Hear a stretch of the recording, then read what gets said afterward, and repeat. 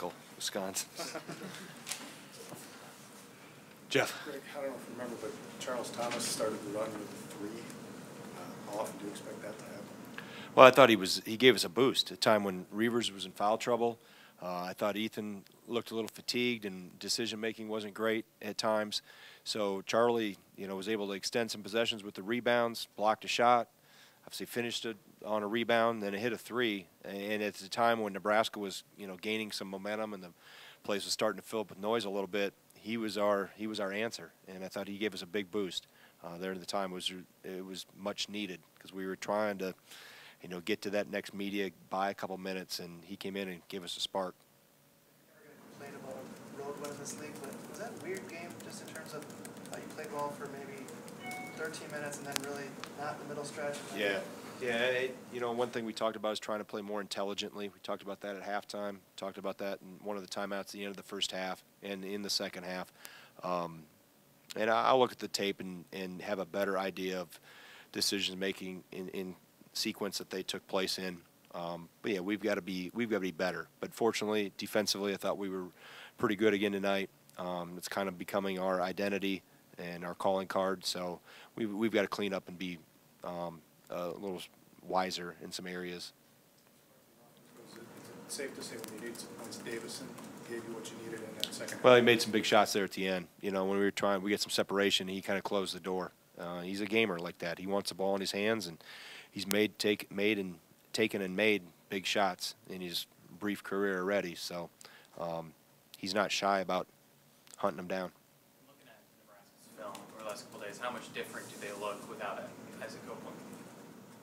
Well, it's hard to say because they've had so little time to prepare without him. That's hard. I mean, we've gone through it. We went through it last year, losing a couple guys, and you just, you're a little bit in a shock to begin with, just trying to adjust, and it'll take probably a little bit of time to adjust for them. But we knew they had other pieces: Roby, Watson, obviously Palmer, heck of a player.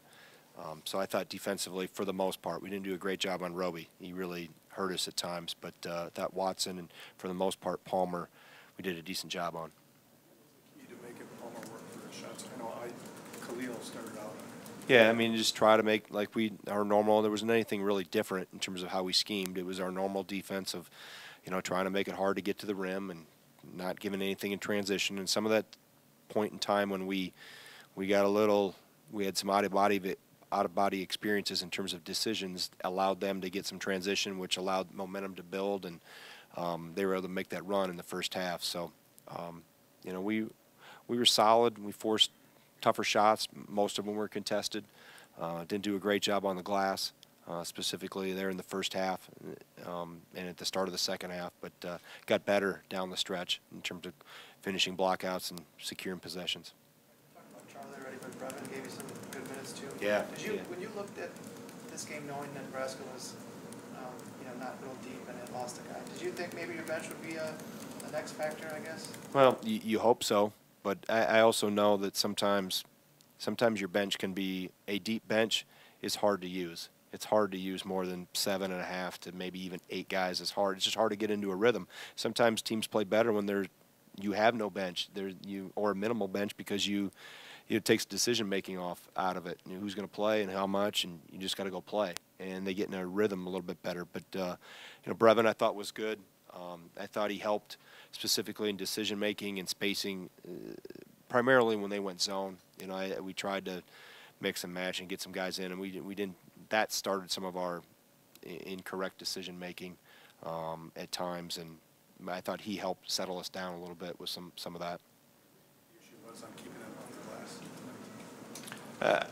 I'll have to look at the tape to see exactly, but I think we didn't complete blockouts, or if we did, we didn't initiate, and we were straight up and down. I know in the first half in front of my bench, we were straight up and down too much. Now we go to make contact, then we release and not complete.